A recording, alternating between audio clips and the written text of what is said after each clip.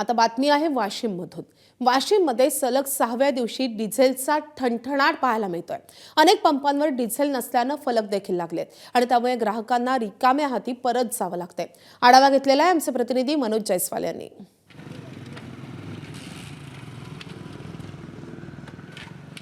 वाशिम जिल्ह्यात सलग 6व्या दिवशी पाहायला गेलं तर डिझेलचा तुटवडा असल्याचं आपल्याला चित्र पाहायला मिळतंय। मी आहे वाशिमच्या शर्मा पेट्रोल पंपावर आणि आपण मागं बघू शकता की डिझेल नाही असे फलक लागलेले आहेत आणि जे डिझेल मिळवण्यासाठी इथं काही नागरिक येतात आणि परत रिकाम्या हाताने जातात असं चित्र आपल्याला पाहायला मिळतंय। गेल्या 6 दिवसापासून हेच चित्र प्रत्येक पंपावर पाहायला मिळते। डिझेल आलं की काही क्षणातच पूर्णपणे डिझेल काही तासामध्ये संपून जाते आणि नो डिझेलचे फलक पुन्हा एकदा झळकायला लागतात। याचबरोबर पेट्रोलही असेल डिझेलही असेल या सगळ्याची परिस्थिती सारखीच असल्याचं सध्या तरी चित्र पाहायला मिळतंय।